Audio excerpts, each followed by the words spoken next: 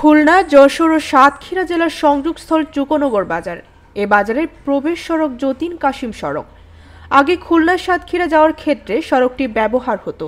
সড়কটি সিএস ও এএস উভয় খেতিয়ানে জনসাধারণের ব্যবহার্য রাস্তা নামে উল্লেখ থাকলেও খুলনা জেলা পরিষদের সাবেক চেয়ারম্যান, জেলা আওয়ামী লীগের সভাপতি হারুনুর রশিদ ও বর্তমান জেলা পরিষদের প্রশাসনিক কর্মকর্তা এস এম মাহবুবুর রহমান সরকারি রাস্তা নিজের লোকদের বরাদ্দ দিয়ে কৌশলে নিজেই এখন কোটি টাকা মাসে ভাড়া তুলছেন।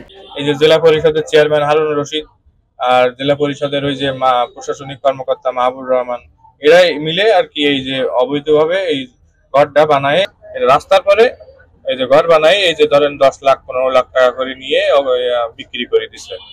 এটা সরকারি রাস্তা, আমাদের এসে তারপরে সিএস সম্পূর্ণটা এটা রাস্তার জায়গা হিসাবে উল্লেখিত বা ওতে স্পষ্ট আছে জেলা পরিষদের যে নীতিমালায় স্পষ্ট যে এই জায়গাটা সম্পূর্ণ জনসাধারণের ব্যবহৃত হবে। এখানে কোনো ইজারা ইমারত সৃষ্টি করা যাবে না। প্রতিটি দোকান 10 লাখ টাকার বিনিময়ে আওয়ামী লীগ ও যুবলীগের কিছু নেতার কাছে এজারা দেন জেলা পরিষদের প্রশাসনিক কর্মকর্তা। বিষয়টি উল্লেখ করে স্থানীয় ব্যবসায়ী ও সাধারণ পথচারীদের মাঝে রয়েছে চাপা ক্ষোভ। জেলা পরিষদ আলু সাহেব থেকে আর মাহবুব সাহেব জেলা পরিষদের প্রশাসনিক কর্মকর্তা, সাথে আর কিছু চেলারা আছে, ওই নয়ন আছে, আরো কয়েকজন আছে নাম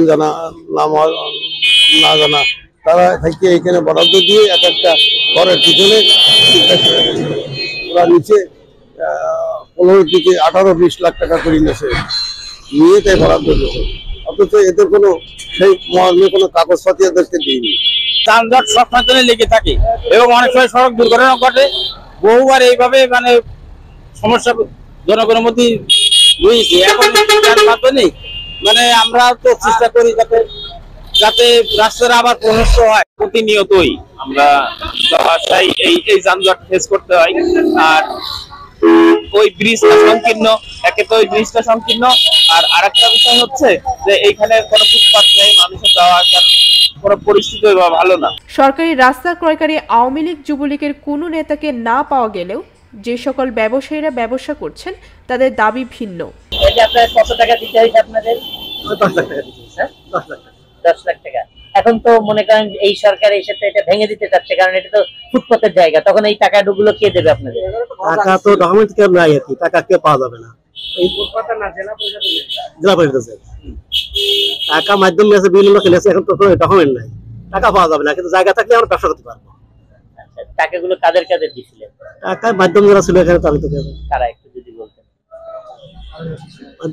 হারুন সাহেব ছিলেন উপরে, অফিসে ছিলেন আমাদের কি অফিসে জেলা পরিষদের যারা কর্মকর্তা ছিল তারাই নিয়েছে, ওদের মাধ্যমে হাতে হ্যান্ড ওভার হয়েছে টাকা। রাস্তা জায়গা ফুটপাত ছিল, রাস্তা ছিল দখল করে ঘর করা হয়েছে, কিন্তু রাস্তার কোনো সমস্যা আছে না। যদি ভেঙে দেওয়া হয় ওনাদের লাভ হবে কি, ওরা পুরো জায়গা দখল করতে পারবে, বিজনেসরা চাচ্ছেন তাই, আমাদের ক্ষতি হয়ে যাবে, আমরা ব্যবসা করতে পারবো না। আমরা পয়সা দিয়ে নিয়ে বসে আছি, যারা দেশে তারা নিয়ে আসেন, তারা যদি এখন বলে যে থাকবো না, আমরা থাকলাম না, হয়ে গেল। বললেন না ব্যাপারটা এইটুকু, আর ওই 12,000 টাকা মাসিক ভাড়া আর 5 লাখ 6 লাখ টাকা অগ্রিম, কোনো ডকুমেন্টস না। কিরকম দেবে? পেপারসে দেবে 75,000 টাকা। 10 লাখই নিক আর 50 লাখ নিক, 75,000 টাকার বেশি কোনো পেপারস দেবে না। 3টে স্টাম্পে সই করে নিয়েছে ঘরের এই কেসটি। ফরাদ হোসেন বাবু, এই যে মানে সামসা ছিল ওই হারুন সাহেবের রিডার মাহবুল হকের, আমরা ওই বাড়া দিই ওই ওর কাছে, তাও ডকুমেন্টস যাই দিই, ভাউচারে সই করি, টাকা নেই।